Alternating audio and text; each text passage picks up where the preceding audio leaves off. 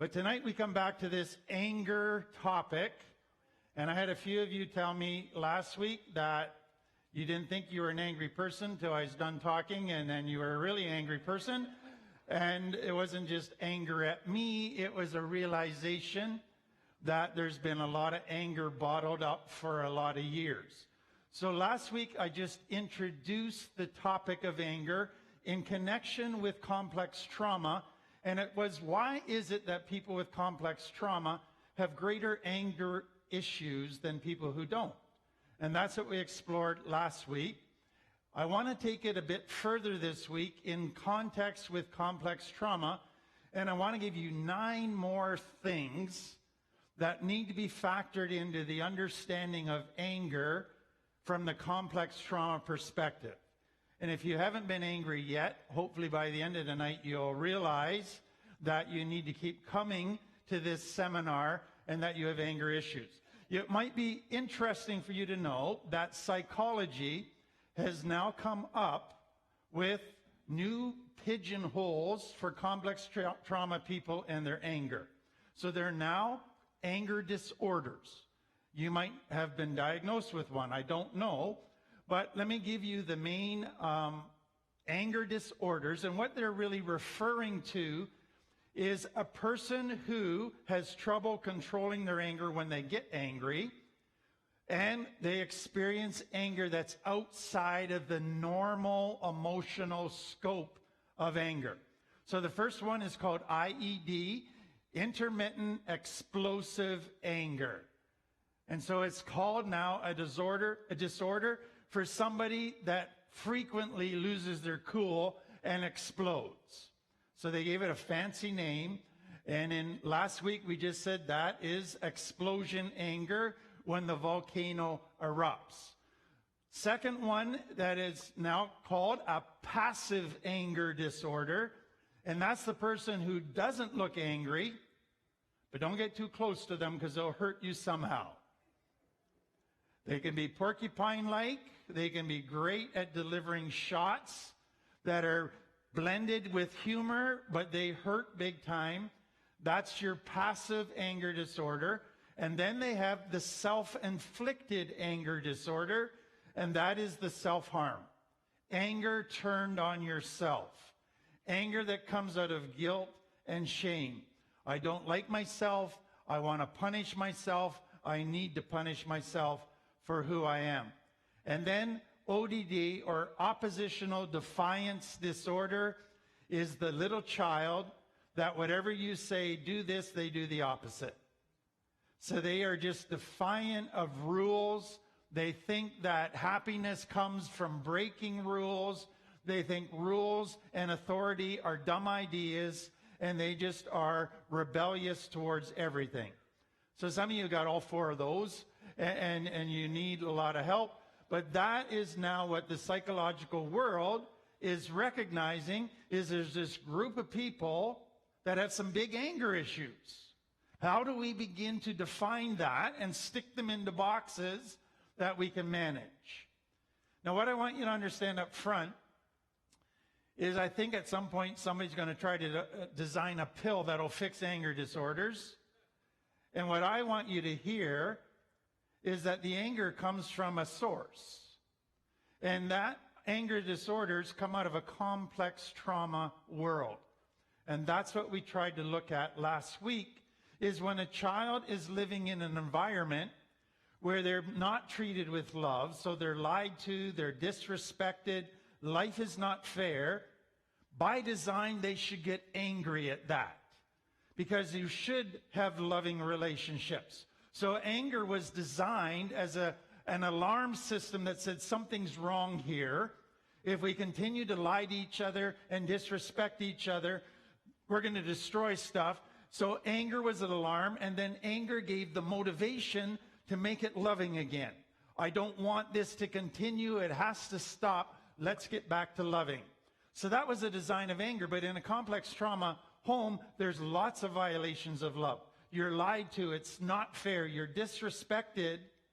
And the child gets angry, and then they get punished for being angry. So their only option is to stuff it down. Because to get angry is only to result in more pain. It won't enable anything to be resolved. It'll only result in getting punished. So a complex trauma child who is experiencing healthy anger but can't resolve anything and can't express it, stuffs it down and creates a volcano with lava. And that lava bubbles away, and when they hit adult life, whenever they're disrespected, lied to, cheated, and life's not fair, they explode. And the eruption of that volcano takes place. So anger disorders come out of a complex trauma world. Second thing that I want you to understand, and I referred to it last week, is there's such a thing as an anger hangover. Now, I thought I had developed that term about 10 years ago when I taught anger in greater depth. So I went on Google this week and I put in anger hangover, and there's all kinds of people that talk about anger hangovers. And if you've had severe anger, what you know happens with that is a huge adrenaline rush. That is the brain kicking in to release cortisol, which releases adrenaline, which gives you energy to fight harder. And it gives you energy to carry out your motivation to correct things. But adrenaline leaves you with a hangover. Afterwards, you're just, whoa, you're wiped. It's like you wake up from being drunk for a couple of days. Your brain's fuzzy. You can't think clearly. You don't have energy. You feel a bit blurry in your thinking, and you're not motivated. And that can happen for people who live with anger and erupt on a regular basis is they begin having anger hangovers. Third thing, it is super important to understand anger within the brain. So we spend a lot of time teaching the science of the brain, and we make a big distinction between the limbic brain and the cerebral cortex. The limbic brain is what is triggered in complex trauma. It is the survival center of the brain, but it's also the emotion center of the brain. That's why fear triggers that limbic system. Anger triggers that limbic system. But it's also the first part of the brain to develop in a child. So we call it the child brain. And the concern of the limbic brain is if I'm feeling an unpleasant emotion like anger or fear, I want it fixed now. Immediate gratification, immediate relief. And so what happens when a person is in normal life in a healthy home, their limbic brain reports to their cerebral cortex, and the cerebral cortex is kind of the healthy daddy of the family. And the limbic brain are the children saying, I'm feeling this, I'm feeling this, I'm feeling this.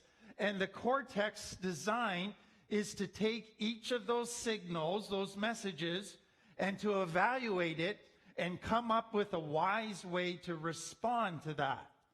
So the design is that the thinking, the cortex, the wise part of the brain trumps the limbic part of the brain, and the limbic just serves the cortex by feeding it information. When a child has complex trauma, the cortex doesn't develop because they get stuck in the limbic brain. And then as they get older, the limbic brain trumps the cortex. And so now you make decisions based on how you're feeling, not based on what is wise. And you make decisions based on instant gratification. So what I want you to understand is this. There are two emotions that impact the limbic brain with greater intensity than any other emotions, and they are anger and fear. And it is anger and fear that cause the release of cortisol in the brain, which amps up the intensity that the limbic feels. So there are two emotions in recovery that can get you to go from living in your cortex and doing a lot of really wise behaviors to going back to living out of your limbic brain and doing a whole bunch of dumb things you later regret. So what I tell clients all the time is this. I'm not really concerned about 95% of your life where you're living out of your cortex and you're making good decisions. That's not going to trip you up.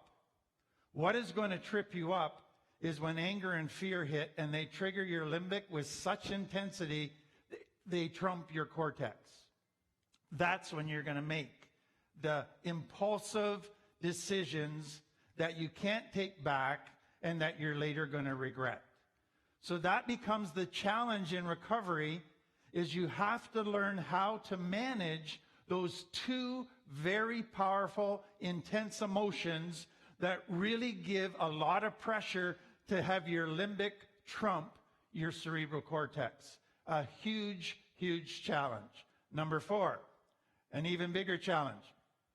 I have taught for the last while, we did a whole night on it here, that when a person comes out of complex trauma and addiction, I say they have 5 people inside of them. Now, they're not 5 multiple personalities. It's 5 different circuits in your brain that can be triggered. So your design in recovery is to live out of your adult brain, your cerebral cortex. That's when you do wise things and make good decisions that have good long-term consequences. That's not the problem. In recovery, your adult part of you, the adult part of your brain, is usually the weakest part because it's in early development. Then you have what I call the addict part of you. And what I mean by that is if you were to relapse today, it would be like a brand new person came out of you. That adult that was wise and considerate and honest and responsible, gone on a vacation. Because now what's coming out is self-centered, they are demanding, irresponsible, narcissistic, and angry. A total different personality just came out. But what I want you to keep track of is this. Anger's part of that addict part of you. And when that addict part of you kicks in, you become a narcissist because now it's all about you. You want your drug, you want everything on your terms. Second person, if your mental health gets triggered. So if your anxiety gets triggered or if your depression gets triggered, it's like a different person comes out. The adult you wants to be involved with relationships and people. When depression and anxiety hits, I don't want people. I don't want responsibilities. I want to sleep all day. I want to isolate. And do you realize that when mental health gets triggered, there's usually anger. Depression has an anger part. Anxiety has an anger part. And when mental health is triggered, you usually become a narcissist. I want everything to be about me now because I'm in pain. And then the third one is when your trauma gets triggered. So if you're riding home and you see somebody from your past on the street and it triggers a trauma from the past, a different you comes out. You go into fight, flight. And part of fight, flight is anger and narcissism. And then there's a little child in you that was not allowed to grow up because you didn't like that child and you stuck them in a closet. And you never wanted to deal with them. But if that child gets triggered now, you become a different person. And you become this person that suppresses anger. So do you see what I'm getting at? If you look at the 4 most powerful people inside of your brain, the 4 most powerful circuits, any of those circuits all has an anger component, and all of those circuits have a narcissist component. And narcissism and anger go together. So what you're doing in recovery is having this new adult you. Your goal is to grow and become stronger in that adult part of your brain, but you're fighting against 4 powerful forces that once triggered are super powerful, and that is the battle. And so you are fighting against 4 powerful forces that all have anger as part of their personality.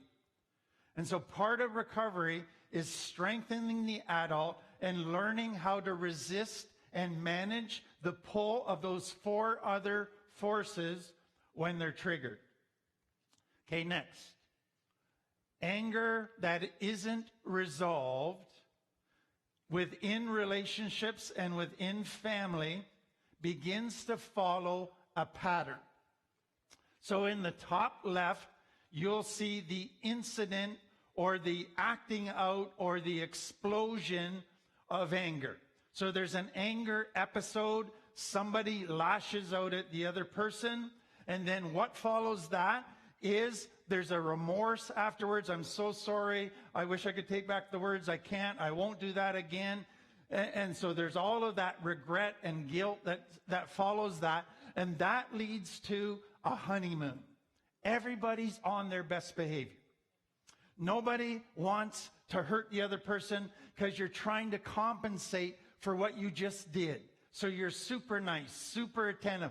You come home with gifts. You give them extra time. You ask them if they want to go for a walk and just do things with them, trying to make up for that.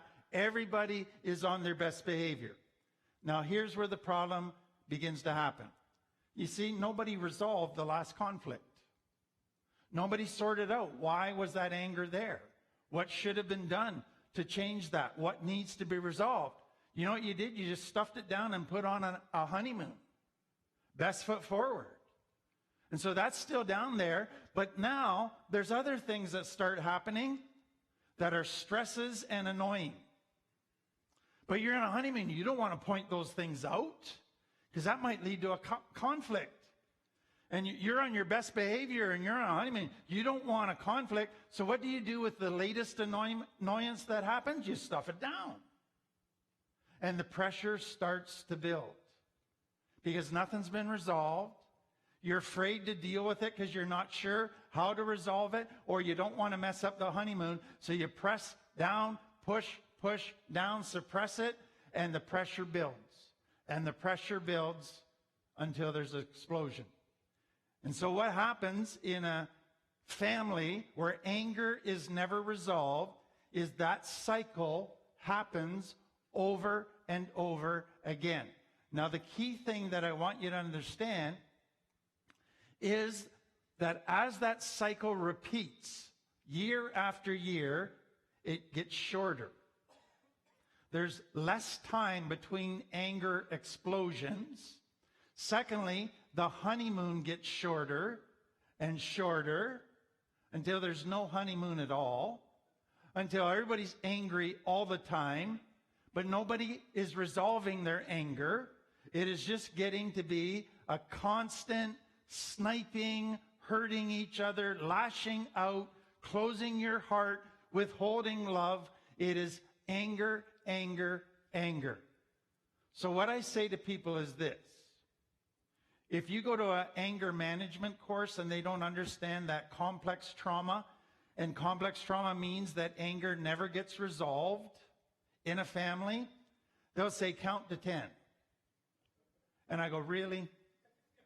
When you got all that anger pushed down and this cycle of unresolved anger is just making more and more stuff and shorter honeymoons, do you think counting to 10 is going to cut it? No, it won't. Because until you learn to resolve anger in a healthy way, you keep feeding the lava of the volcano. And after a while, you can't stop the eruption of the volcano from happening. Now, let me show you that in a little different diagram. If you see the downward line, that's kind of the general mood within the family, okay? So it starts up, everybody kind of likes each other, getting along, but it starts to slide. So pressure's building, you're getting more annoyed, more irritable with each other. What is the tool that kids learn about how do I get back to the honeymoon? Well, they learn sabotage this downward progression and create a crisis where everybody's super angry, and that's going to get us back to the honeymoon. How's that for a tool? But that's what they do. Now, the problem with that is that over time, the crisis has to get worse and worse and worse to create the effects, but the honeymoon gets less and less and less. But for many people, when they're in the anger cycle, what they begin to do when they feel the pressure building, They go, I know there's going to be explosion soon. Let's get it over with. So I'm just going to start pushing everybody's buttons and get everybody mad. We'll have our crisis, then we'll get back to the honeymoon. And that becomes the only tool that they have to but to deal with the anger that they feel. Okay, next thing I want you to understand is we talk about anger triggers, okay? And I want you to think of two different types of things that will cause the eruption of the volcano. Number one is the one we think of the most is the instantaneous thing. Somebody calls you a name that just gets you and you explode. In that nanosecond, you go from 0 to 100, and it is a huge display of lava exploding. So that's one, but there's a second type, and that is this. It's the slowly building pressure, stress that you're not dealing with. You're just stuffing it. So this person annoyed you. You should talk to them because they violated a boundary. You don't feel like talking to them, so you stuff it. Then this person, well, they didn't keep a promise, and that really bothers you. You should try to resolve it, but you just don't. You stuff it. And the pressure builds. And then it takes the slightest little thing. All it can take is your partner saying, how are you today? And you go, why did you ask me that question? And you go crazy. And you go, where did that come from? Well, it's 2 weeks of building pressure. And then it takes one little thing to push it over the top. So that's important to understand, because what happens in recovery is you need to become self-aware that the lava pressure is building. So what are some of the early warning signs? You just find yourself, you're a little more irritable these days than you were last week. That's a good red flag. And part of that irritability is you're just less patient with the kids, less patience with your partner, with your friends. That's there. Then you can have difficulty sleeping because your mind is going. And you're planning who you're going to kill the next few days or how you're going to get them back. But you just hang on to the anger and you feed it. And then you get extra anxiety. You want to start isolating, or you just want to make a rash decision to feel better. That's all building pressure. So the better you're able to understand your warning signs, the better you're able to catch yourself, and then you go, okay, I better figure out how to resolve some of these issues that are causing the pressure to build. Because if I don't resolve them, there's going to be an explosion. And I know I will regret it once it happens. Next thing, when you talk about any emotion, they use emotional energy. Okay? So picture somewhere inside of you, there's an imaginary gas tank called your emotional gas tank, your emotional energy gas tank. So if you're a bit worried, that takes emotional energy. If you graduate and you're all excited, it's a positive thing, but it uses emotional energy. You have a flashback from a memory and it brings up a loss, that takes emotional energy. Everything takes emotional energy. Here's the part I want you to get. What happens if your gas tank gets to empty and you don't put more gasoline in it? Now you face a situation and you don't have any emotional reserves to handle that situation because your gas tank's on empty. So then what happens when you have no emotional reserves? You go in one of two directions. You become very depressed or you get really angry. And so if you are not replenishing your emotional gas tank on a regular basis in a healthy way, you are probably going to start going into empty. And if you don't learn how to do that, then you are going to hit empty and you'll go into depression, or you will explode in anger and you'll be angry all the time because you have no emotions to handle the rest of life. Now, what some people do is they push even when they get to empty and they burn out. And that can show up in an emotional breakdown. That can show up and you just lose all interest in life. You are so done. You go, what's the point? And so for some people, when they hit that point, the only way they know to try and get their gas tank filled up again is to relapse. You go, I got too many responsibilities, too much pressure, too much stress. I can't handle this. I need a holiday. I'm going to relapse for a while. And then I'll get all my emotional energy gas tank filled up, and then I'll be ready to go again. That is not a healthy way to go through life, getting your emotional gas tank filled up. But that is what many people do. Last thing I want you to think about. We just talked about things that take emotional energy. Now I want you to think about things that feed the lava. Things that cause the underlying anger to stay alive. So another way to say this is, what are the practical solutions for dealing with all this anger? What steps do I need to take to reduce the total amount of lava in my life? How do I begin to get rid of it? So here are the things that complex trauma people need to resolve. And as you resolve these things, the total amount of lava gets lower and lower and lower because you're dealing with this stuff. So there's a bunch of things I'm going to go through very quickly. When you have losses, you're going to grieve. And part of grieving is there's a stage of grief called anger. You're mad about the loss. You don't like life without that loss. It seems wrong or unfair. So anger is a natural part of losing something. So if you don't resolve the loss, you stay angry. And it stays deep down inside of you. Second, if you have resentments that you have not resolved, they keep the anger alive. So part of dealing with that lava is dealing with the resentments. Third, depression and anxiety.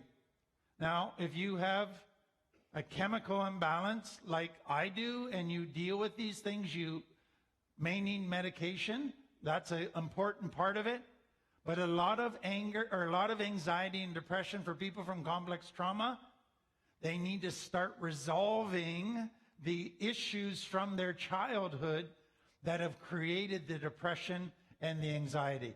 And so you have to begin therapy, counseling, working through those areas. 4, guilt and failure. Guilt and failure causes you to beat yourself up. It causes anger at yourself. So deal with your guilty conscience. Get it clean. Resolve the things that are keeping that guilt monster alive. Shame. Shame is, I don't think I'm good enough. I don't think I'm lovable. I feel like I'm less than everybody else. That makes you angry at yourself. So a huge, and I would say probably one of the key pieces in getting rid of the lava and dealing with that deep down anger is healing from shame. That keeps that lava alive probably more than anything else. In everyday circumstances, you need to deal with control issues. If you want to control everybody, guess what? You're going to be angry all the time because you can't control everybody. So you have to figure out how to start giving up control if you're going to ever deal with all of that anger. And then we've talked about being narcissistic. You have to develop this thing called humility. And humility isn't walking around saying, I'm nobody, I'm no good. Humility simply says, I'm equal to everybody. I see myself accurately now. I'm not less than or greater than. I'm equal. And I will treat people as equals. Their needs and my needs are equally important. And then unrealistic expectations. If you expect everybody in your recovery who's from your family to trust you automatically, guess what? You're going to be angry with your family all the time because they're not going to trust you immediately. If you expect everybody that hears what you're going through to be supportive and be there for you whenever you call, you're going to be mad at a whole bunch of people because those are unrealistic expectations.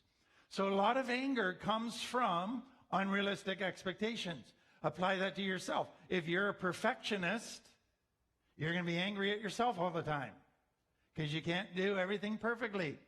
And then unresolved stress leads to feeling overwhelmed. And when you feel overwhelmed, you're either mad at yourself, mad at God for your life, mad at everybody in your world who's not helping you. That is overwhelmed, and that is anger. You have to begin resolving stress, not procrastinating responsibilities. And then exhaustion. What I want you to see is this. Dealing with all that underlying anger, that lava, we got to deal with our emotions. We got to deal with our relationships. We got to deal with our past. And we got to deal with our physical health. You realize if you're totally exhausted, you have no energy left in your emotional tank or your physical tank, you're going to be angry.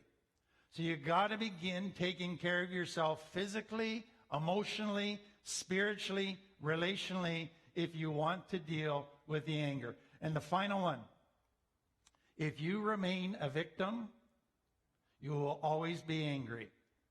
So complex trauma, you were a victim. You were abused. You were neglected. You were abandoned. That victimhood was never validated by the important people in your life. It was minimized. You were told to get over it. You were told to quit being such a suck. Now you need that validated. But you now have to move out of victim status. And what a victim is poor me, I can't do anything. Getting out of that is saying, I'm going to grow up. I'm going to do what needs to be done to change. I can't go back and redo the past years, but I can change how I respond today so I start doing healthy things. And then you grow. But if you stay as a victim, guess what victims begin to feel? They feel entitled to have everybody help them and let them stay a little kid, an irresponsible, immature kid, and they're mad at everybody who doesn't do it for them. So those are key things that you have to begin to resolve if you're going to deal with that underlying anger.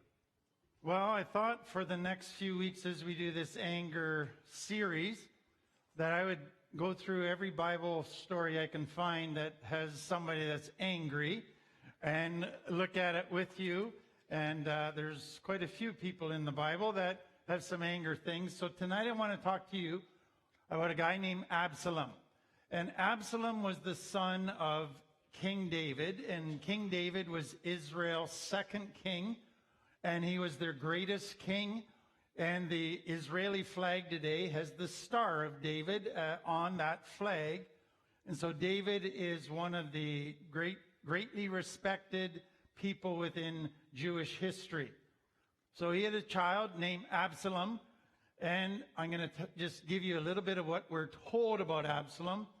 So it says, Absalom was praised as the most handsome man in all Israel. Can you imagine what the magazines today, where they do the sexiest man in America, about Absalom's picture would be on it? And we have American Idol and all of those things. Absalom was Jewish or Israeli Idol, the most handsome man in Israel. He was flawless from head to foot. Didn't even have a zit, nothing. He cut his hair only once a year. And he only did that because it got too heavy. When he weighed it, so he cuts his hair and weighed it, and it comes out to 5 pounds of hair. That's a lot of hair. Now, for us reading that today, we go, so?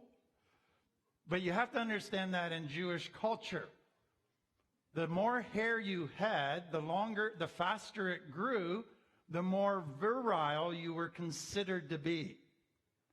So for a Jewish man to have the most hair made you the most virile man in all of Israel. So what does this guy have? Not only is he handsome, but he is more hair than anybody, that grows more than anybody, so he's the most virile man. Now, in a Jewish mind, up until the time of David, and it carried on beyond that, but the idea was that the king had to be the most handsome, virile person in all of Israel. So guess what everybody, when they looked at Absalom, thought? There's the next king. That man is blessed by God with these qualities that make him the best king. Now, you're going to find out, thankful he didn't become king, because he didn't have the heart qualities that God required of a good king. But that was Absalom. And then it says David had 3 sons and 1 daughter. His daughter's name was Tamar, and she was very beautiful. So I want to go to Tamar's story now, because that sets the stage for the Absalom story. So it goes like this. Absalom, or David's son Absalom, had a beautiful sister named Tamar, and Amnon, so we now got her half-brother. Okay, so it's another son of David, half-brother to Tamar. He falls desperately in love with Tamar. Amnon became so obsessed with Tamar that he became physically ill.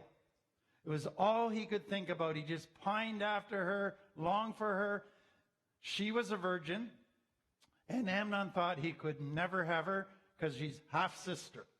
But he loved her so much. Amnon had a crafty, very crafty friend, his cousin Jonadab. And one day Jonadab said to Amnon, "What's the trouble? Why should the son of a king look so dejected morning after morning? It's like you're walking around with your chin dragging on the ground. That's no way for the son of a king to live." So Amnon told him, "I am in love with Tamar, my brother Absalom's sister." "Well," Jonathan said, "I'll tell you what to do." He's going to tell her how to get Tamar. "Go back to bed and pretend you're sick. And when your father comes to see you, he's going to say, 'What can I do to help you?' And you say, 'Could you please let Tamar come and prepare some food for me and feed me?' In other words, I want Tamar to be my nurse. And I want her to wipe my forehead and feed me my food and comfort me and talk to me." And he's got this scheme, and David falls for it. And he sends Tamar to take care of Amnon, who's faking being sick. And Tamar starts to take care of him, and Amnon rapes her. And what we're told in the story is that as soon as he finished raping her, he got what he thought he wanted. It said his love for her turned to hatred. And he pushed her away. He wanted nothing to do with her. Now I want you to see what happened to raped women in Israel at that time. Their chances of ever getting married just about went to 0, because they were damaged goods, and nobody would want them.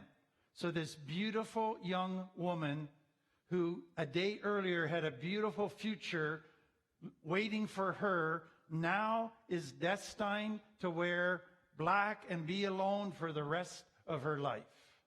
A terrible, terrible future now was hers. Now we're told David's response. It said when David heard what happened, he became very angry. Now you can imagine that Absalom, Tamar's full-blooded brother, is furious too. And he is sitting there saying, "Dad's angry, good. Dad's going to punish Amnon. Dad's going to bring about justice and reclaim respect for Tamar." And you want to know what happens? David gets angry, but he doesn't do a thing. He doesn't do any justice. He doesn't resolve the situation.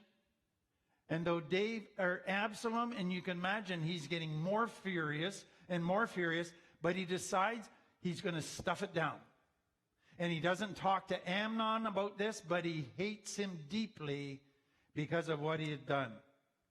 Now, Absalom waits. Is my dad going to do anything? So he's mad at his half-brother Amnon, but he's also mad at his dad because he's waiting and his dad does nothing.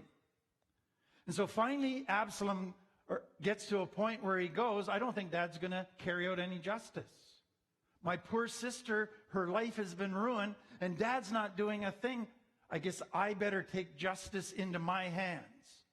So he plans to kill his brother, Amnon. So he's got to do this careful. So he plans with a great big charade to have this family get together, a celebration, a feast, and he sends out invites to all his brothers and sisters and relatives and invites them to this great big feast. And David gives Amnon encouragement to come, that it'll be safe, it'll be good, it's a family get together. And at it, Absalom kills his brother. Justice is done. Now, David has lost a daughter and a son, and Absalom knows that David is really mad, so Absalom escapes, and he runs away to live with his grandpa in another country. And so David gives this order: Absalom may go to his own house, but he must never come into my presence. So now David has lost 3 children. Okay, now I want you to follow what happens. So Absalom, he has gone to Grandpa's house and he's lived there for 3 years. And David has never contacted him. And then after 3 years, he comes back to Israel. And he wants to talk to his father. And his father doesn't allow him. It says Absalom lived in Jerusalem for 2 years, but he never got to see his dad. His dad invited him to come back from Grandpa's house. He came back and his dad wouldn't talk to him. So he's got 3 years of anger at his grandpa's house, plus the years before that, before he killed Amnon. And now he comes back and his dad won't even talk to him or let him into his presence for 2 more years. And he is more angry because he's rejected by his dad. You feel the anger building inside of this kid? He is just having everything go the wrong way. And where is it mainly coming from? His dad not dealing with anything. His dad not resolving anything. So Absalom is desperate to try to resolve this. He's been hoping his dad would say, come and let's talk this out. Let's sort this out so that we can be a family again. His dad never does that. So Absalom finally says, I have to talk to my dad. But his dad has said he can't come into his presence. So what is Absalom going to do? So he goes to Joab, who is the commander of David's army, and he asks him to step in and intercede for him with David, but Joab refuses. So Absalom sent a second time. Joab refuses. So Absalom said to his servants, go and set Joab's barley field on fire. And that got his attention. And Joab finally came and said, Absalom, what do you want? He says, I want to talk to my dad. So Joab goes to his dad, and his dad still doesn't resolve anything. He lets him come and talk to him, but there's no discussion about what happened. So Absalom still has anger that has never been resolved. So this guy is a volcano ready to explode. So here's what happened in Absalom's thinking with all of that anger that his father caused by not resolving it. He said, my dad is a terrible dad. Therefore, he's going to be a terrible king. Because you're going to eventually end up being the king you are in public that you are in the house. So my dad isn't fit to be a king because he's not fit to be a dad. I think I'd be a better king than my dad. So that started the planning of overthrowing his own father, getting rid of him, and becoming the king of Israel. So he lost all respect for his dad. He saw his dad as a total failure, as a person who was incompetent, who should be gotten rid of. So here's what he began to do to prepare for the overthrow of David. And he knows he's got to be smart about this, and he's got to do it well, because David is a well-respected king. So the first thing he does is Absalom bought a chariot and horses, and he hired 50 bodyguards. So he's the king's son. He's got lots of money. And he hired 50 bodyguards to run ahead of him. And he got up early every morning and went out of the gate of the city. What he's going to do is say, I'm going to act like I'm the king in waiting. So even though I haven't been told I'm the king in waiting, I'm going to pretend that I've been asked. And nobody's going to know any different. So what does a king in waiting do? They have bodyguards. They have chariots. They go around with a procession. I'm going to start going around strutting my stuff. And then the second thing he did was really big. It goes like this. When people came to the palace to bring a case to King David for judgment, Absalom would stop them at the front door and ask them, where are you from? And just chat them up a little bit. Talk about where they're from, and then what tribe are you from? Then Absalom would say, you really have a strong case. So there, somewhere it says, why have you come here? What do you want to talk to the king about? You know, the king's really busy. Tell me what you're struggling with. So they tell him, and he says, you really have a strong case here. It's too bad the king doesn't have anyone to hear it. Too bad the king's so busy and he hasn't provided anybody. I wish I were the judge. Then everybody would bring their cases to me for judgment, and I would give them justice. What's he doing? He's starting to put his father down to people and build himself up in the eyes of the people. And then people started to hear that Absalom has empathy for our problems.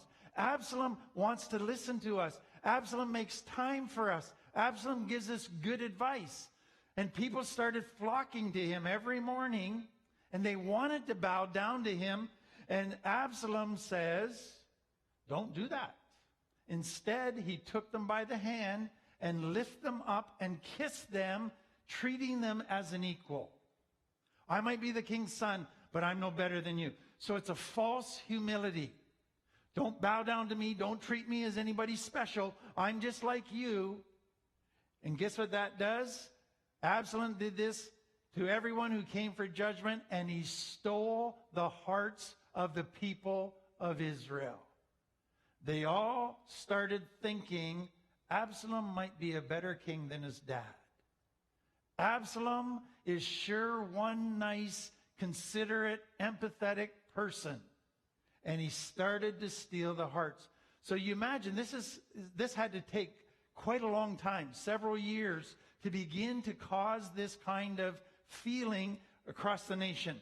And when he gets to a point where he thinks he's got enough support, he then plans the overthrow. And so he sends out messages, and while he's in Hebron, he sent secret messages to all the tribes of Israel, all the provinces, to stir up a rebellion against the king. And then he says, as soon as you hear the ram's horn, you are to say, Absalom has been crowned king in Hebron, and everybody will announce me as the new king. And David will just have to walk away in shame. And that's exactly what he did. But here's what I want you to understand. David had a warning that this was coming. And he got prepared. Absalom had fed anger for well over 5 years, probably more like 10 years. He let anger fester and turn into a resentment and a hatred and a bitterness. And many of you know what that's all about. You want to know the consequence of him feeding that anger and doing what he did? 20,000 people died because of that. He started a war to advance himself and get rid of his dad that he had a resentment against. And the cost was 20,000 lives. But there's a very interesting footnote to this story. Remember his hair and how long it was? I guess it was getting close to cutting time, and it was really long. And it says, during the battle, Absalom happened to come upon some of David's men. He's spotted, they recognize him, and they start to chase him. He tried to escape on his mule, but as he rode under the thick branches of a great tree, his hair got caught in the tree. And the mule kept running, and he's hanging there by this wonderful set of hair. He's got so much it supports his weight. And that Joab guy comes along and runs a spear right through him, and Absalom is killed. The thing that everybody thought made Absalom great became his downfall. And that is a metaphor of what was going on inside of him. The thing that was giving him the energy and motivation to be great, his anger and resentment, became his downfall. And so what we see in the story of Absalom is that if we don't deal with that anger, the outcome of that is terrible consequences. It destroys us. It destroys those around us. And the nation of Israel never totally recovered from the Absalom coup and the effect of that. So I hope it gives you extra motivation to deal with that deep down anger that's been festering away, if it has. Let's pray.